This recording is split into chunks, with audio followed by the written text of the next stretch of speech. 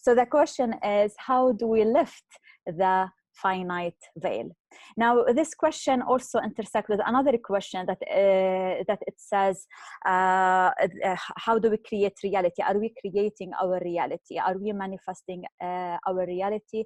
And if you can expand on this. So, do we create our reality? Or how do we create our reality? How do we manifest our dreams, the reality that we want? Now, it is not necessary to create reality because it is already there. It is already created. We have this belief that I am the body, mind, the finite body, mind, and I live in a world, a finite world outside of me. This creates the illusory identity of the ego. We say illusory because this is not a real identity. This is an imagined one. Your real identity is the one awareness, the one infinite awareness, the one knowing, the pure knowing. So when we believe or when we mix our identity with the mind, meaning the thinking, the feeling, and the body, meaning the sensing and the perceiving, we filter the reality out, the seeming reality outside of us by this imagined self or imagined lens or the veil, the finite veil. It is the lens through which we experience. Your reality mirrors exactly who you think you are. You are filtering the infinite by the belief that you are finite. There is no separation between who you are and the seeming outside world. What you think you are colors your reality, conditions your reality. Who you conditioned yourself to be, how you limited yourself to be the finite mind and the finite body, conditions your experience, filters the infinite awareness that is the reality itself, the world around you. Meaning that you believe you are unloved, then your experiences start to mirror this belief. You believe you are unsafe, then your experiences start to mirror this belief. You believe you are whole, you are fulfilled, you are loved, then your reality starts to mirror this belief. You're not creating it in that sense. Of course, there is one creator creation that is you. But it's not your mind that is creating. It is filtering by your understanding of the self. It is already created. It is already ever present. It's not in time. It's not in sequence in time. It's not changing. We see it this way because we are filtering our vision by the thinking mind that perceives things as in time or in sequences. When you think of yourself as a finite being made of body and mind, dying body and mind, living in a finite universe made of dying matter, then this will profoundly condition your experience. This is what's happening. This is how the most of humanity lives their life, conditioned. Their experience is conditioned by who they think they are. And who they think they are is mixed up with their own experience, which is thinking, feeling, perceiving, and sensing, which is the body and mind and the outer reality, separate reality. It is thinking that the rope is a snake. We gave this analogy last time, a few sessions before. I just saw a snake in the garden, by the way, so I remember this analogy. And it's like thinking that the rope is a snake and staying awake all night, terrified of the snake in the room. This misperception of the rope conditions your experience. It doesn't change or alter the reality of the rope. The rope is a rope. It didn't turn into a snake because you think it's a snake. Your experience is conditioned by your misperception of the rope and thinking that it is a snake. The misconception that you are a finite self conditions your experience, yet it doesn't change the reality of you, that you are infinite consciousness. It doesn't change the reality of the world, that it is also infinite consciousness, the pure knowing, the pure awareness. Now, to get out of this fearful situation, you truly don't need to learn manifestation techniques or to write a gratitude list in your journal or to put a vision board in your kitchen. You can do that, but this is not how you're gonna manage the situation or uproot the fear fully and completely. You will need to perceive it correctly. You will need to correct your vision. And this is what we call the direct path. And the direct path is that you will need to investigate in yourself, meaning that you need to investigate in the snake, in that analogy, relatively speaking. Meaning that, am I truly a finite body and mind? Is the world made of dying substance called matter? Is it truly a snake? So you will have to come closer, meaning that you will have to go inward. So you can correct your perception of the self. So you can see clearly. It's a rope. Once you come closer and you see it's a rope, bam, fear is gone in an instant. You didn't need 10 years of meditation. And you didn't need to learn all those techniques and stuff to control your mind and your thoughts and your feelings. And you didn't need anything. You just needed to come closer and investigate in what you think you are. This changes your experience dramatically. Once you realize who you are and what the world is, fear is gone. Lack is gone. Suffering is gone. The sense of unworthiness is gone. The sense of lack is gone. The sense of I'm unloved is gone. Reality is still the same. It was a rope, still a rope. It was an infinite consciousness. It was infinite consciousness. It is still infinite consciousness. It is your conditioning that it changes, and therefore your experience changes. So how do I lift the finite veil? The finite veil is the perception that you are finite, body and mind, that you need to lift by knowing yourself, by inquiring in the self. So you start the self-inquiry. This is what we do in the tribe. Instead of being fixated on changing reality and fixating on fixing the outer circumstances, then you go inside. And it's not about controlling your thoughts, as well. It's not about having always positive emotions and positive thoughts. No, thoughts and feelings are also considered objective experience. Everything you experience is an objective experience, whether a person, a relationship, or a thought, or a feeling. All are objective experience. This is what I mean by objective experience. Everything that you experience, thoughts and feelings are exactly like the outer world for you. And they are not to be controlled or fixed. Meaning that you don't sit at night in your room and thinking that there is danger, that there is a snake in the room, and you start working on your thoughts, and you start working on your feelings.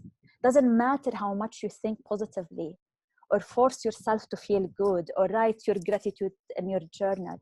As long as you believe there is danger, it will remain a scary situation, rightfully so. There is a snake in the room. This is what you think.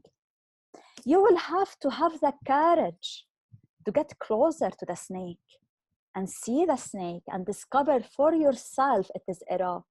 Meaning that you will have to have the courage to get closer to the self and explore the self and acquire in the self.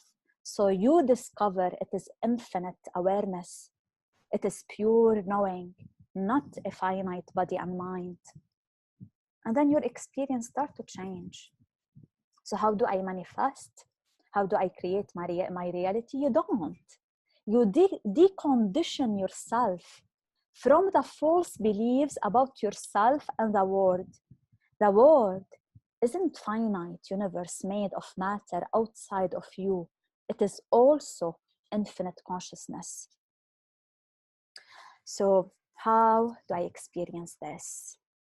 This is what we're doing in the tribe lately, focusing on this. How to know yourself, how to have the direct experience of who you truly are, your essential self. And then to know exactly as well by the direct experience what the world is. Gradually, we explore the self and we find out about its reality, and then we explore the world and we find out about its reality. The world is real. You know, even Ramana Maharshi didn't say there is no ego and there is no world. You know, there is no self and there is no world. He said there is no ego, but he didn't stop there. He said there is no ego, but there is a self. So let's find out about the self. Inquire in the self, abide in the self as the self. He didn't say the world is an illusion and stopped. He said the world is an illusion, but there is a reality of it. There is something real there. So we find out about the reality of the world. He said, I'm still talking about Ramana Maharshi. He said the world is indeed real. And this is a non-dual teacher, okay? He's saying the world is real. He said the world is indeed real, but not as an independent reality. Just as a man in a dream is not a real man, is a dream figure, meaning that the world is unreal as a word, but real as a self. The word is unreal as word, but real as self. If you regard the word as non-self, it's not real. If you think that there is me, mind, body, and there is word, matter outside of me, this is the illusion. Everything, whether you call it illusion, Maya, reality, divine play, Leela, or energy, Shakti, must be within the self as the self. Also, it is said in the non-dual teaching, as you awaken, Maya remains.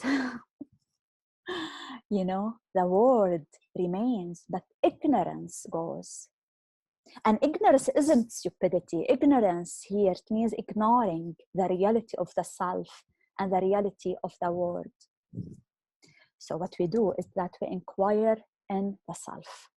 And we did that a few times. And we're gonna go back to this again and again and again.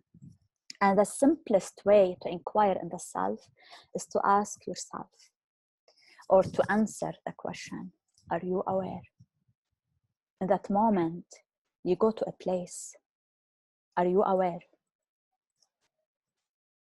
There is like half a second when you go to a place and you know you are aware. This is the first step when you start touching into your awareness. Then we investigate even, or we explore even deeper. What is this in you that has been always present, ever present? The same you call I when you were 5, when you were 25, when you were 35. You're always calling yourself I. There's something that is constant and that is in common in all your experiences. Your thoughts come and go. Your feelings come and go. Any experience come and go. The pain in the body, the sensation, the sight of this room can come and go. People come and go. There is only one constant thing that is ever present. That is the constant or the common element in all your experiences. It is the knowing of your thought, the knowing of your feeling, the knowing of your sensation, of the pain, the knowing of the seeing. This is the only thing that is always present, never moving, never disappearing. And if you really, really contemplate on this, you will see that this element in you has never changed. Feelings changed. You know depression. Yes, you knew depression. And you knew sadness. But the element of knowing never changed, was never touched or altered by this knowing. You can know anything. It can be high peak experience or just dullness. It can be blank state. It can be anything. And you know it in the same way. The knowing of it is always the same. This is who you are. The pure knowing. We keep on investigating in this. You know, we keep exploring, going back to this point again and again and again until it clicks. You know, remember, we are deconditioning really strong conditioning that we are the finite body and mind. And it will take time, and it will take some commitment and willingness to always inquire in this. Remind yourself, am I aware? And go back to that awareness, to that knowing. When you are in like intense experience, you know, and you're very like losing yourself in it, you're losing yourself in like conflict or pain or anything, just for a moment, ask yourself, who's aware of it? Who knows this feeling? Who knows this thought? Who's the element of knowing in all your experiences? Then you explore the world. This is the next step. So I'm giving you like really a very clear map. First one, investigate in the pure knowing in you, the element that knows your experience, never touched by it, never altered by it. It's the same. It doesn't change. It doesn't age. It doesn't grow. It doesn't die. It's always there, always present, ever present, eternal. Then you investigate in the world. The world appears when consciousness or awareness or knowing takes the form of perception. When the awareness that is you, the knowing, takes the form of perception, the world appears. The world is made of the perception of it. Perception is made of the knowing of it. The knowing is who you essentially are. Now we will go back to this and we will do some exercises to really understand. Now maybe for you it's already clicking, maybe it needs more time, so we'll go back to it. The world is your infinite consciousness and made of infinite awareness, your knowing of it. And when I say infinite, I don't mean forever in time and space. Infinite means not finite. Meaning it doesn't die, it doesn't vanish, it is infinite, it is ever present, it is eternal. We only know perceptions. You only know perceptions and sensations and thoughts and feelings. This is your direct experience. What we perceive, the object we perceive, or the feeling, or the thought, or the person, the objective world is the projecting within ourselves as the presumed causes of our sensation and perception. I'm gonna explain that again. So the objective world, meaning the world around you, the objective world is the projection within the self of what we think the cause of our sensations and perceptions. Sensations and perception, your perception of things are not caused by the world. I'm gonna simplify it. I don't see the tree because the tree is there. The tree is there because I see.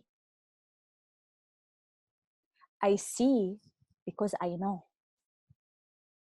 I know because I am knowing. I don't see the tree because the tree is there. The tree is there because I see. I see because I know. I know because I am knowing. Now you can remove see and put instead feel, hear, think, anything, sense, all of it, all sensations, all perceptions, all feelings, all thoughts fit in this equation. But we're still like, it's not very accurate what I said, because this is not causation in time. So we need to collapse the distance. Tree is seeing. Seeing is knowing. Knowing is who I am. The only truth, the only substance that exists in a tree is the knowing of it. Any kind of object that we think is made of matter, as a scientist, gonna take it and like zoom in, and zoom in to the subatomic structure, and then in, and in, and in, and then I build CERN, and I zoom in, and in. I will not find matter. It's infinite consciousness. But who will listen? Not a scientist. I mean, I love scientists. Like, I'm a nerd, so so at the end we discover that is all made of infinite awareness, your infinite awareness. But it's not you as the ego mind. I'm not talking about Gabriella. I'm not talking about Sarah. I'm not talking about Fida. I'm not talking about the ego self. So let's not fall into solipsism. I'm in no way talking about the separate self, the ego, to be as the center of all knowing or the infinite awareness. Meaning it's not only you who exists, and you as what you call by your name, and everything is fragment of your imagination. This is not the case. Everything else, everyone is as much alive and aware as you. We are all the one awareness. The person you see in front of you is real, but he's not a collection of thoughts and memories and feelings. He is infinite consciousness. He is the knowing, the pure knowing, the knowing of the collection of thoughts and memories and feeling. He calls by his name. I call by this name. But this is not who he is. His true identity is the knowing of that experience he's calling by his name. The same knowing that I know, with which I know my experience that I call by my name. This is the same exact knowing, one knowing. It's infinite. It is one shared being. The being that knows in you, as you, is the same knowing that knows in all people and in all things, all animals, all stars, all cosmos, the same exact being.